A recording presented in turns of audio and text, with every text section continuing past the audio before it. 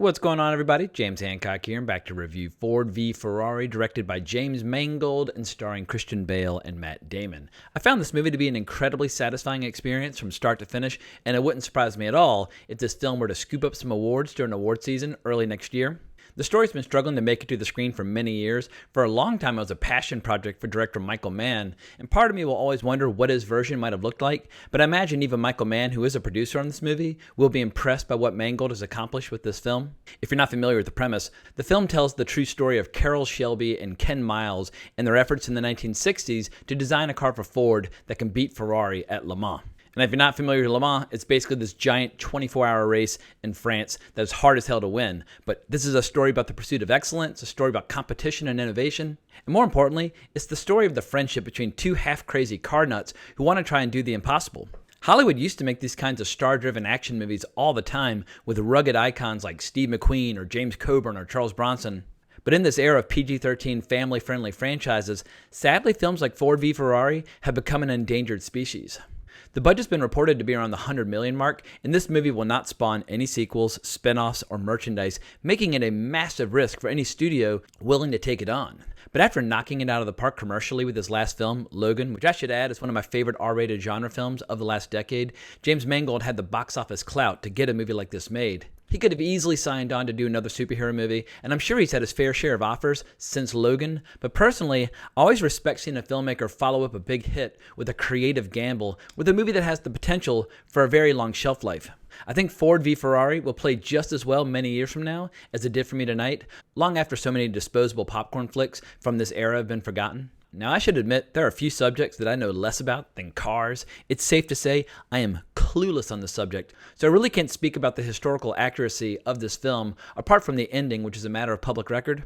That said, I love film history, and I've spent more than my fair share of time hunting down all the best car chases and races in movie history. The late 60s through the 1970s was a genuine golden age for these kinds of movies, with so many classics like Bullitt, The French Connection, Vanishing Point, The Seven Ups, and the original 1974 version of Gone in 60 Seconds. And in my opinion, there are few things more inherently cinematic than watching a car cutting loose on the big screen. And when I say cinematic, what I mean is pure visual storytelling geared toward delivering as much emotion and tension as humanly possible. At their best, movies offer a heightened sense of experience, and Ford v Ferrari features one genuinely immersive racing sequence after another that will leave your palms sweating and your jaw clenched. But what really sells these sequences is Christian Bale's performance as the driver Ken Miles.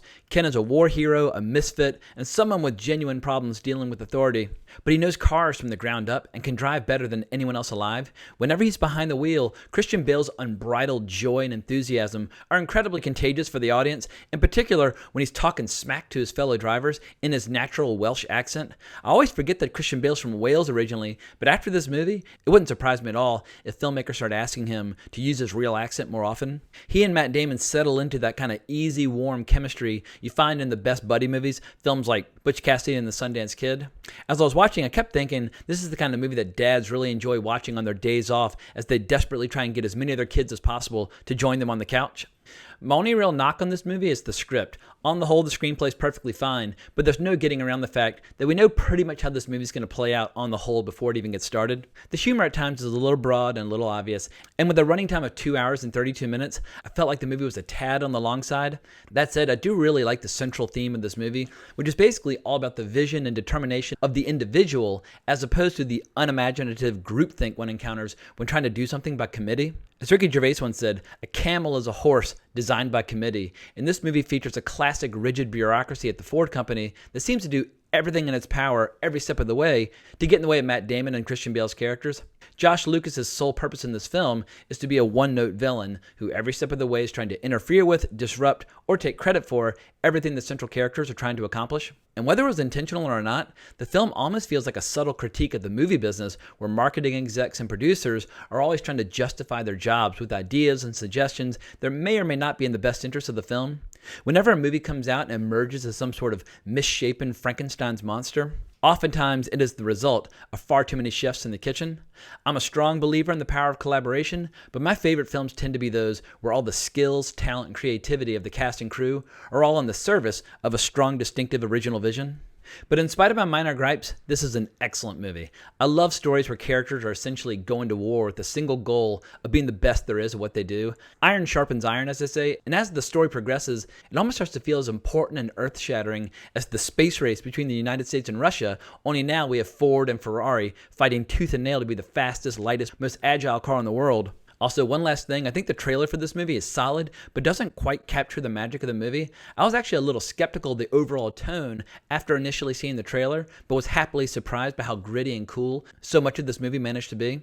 I've been following James Mangold's career since 1997 when he came out with Copland. He had a film before that called Heavy, but I think he keeps getting better as a director. I mean, I really like Walk the Line. I really like 3:10 to Yuma.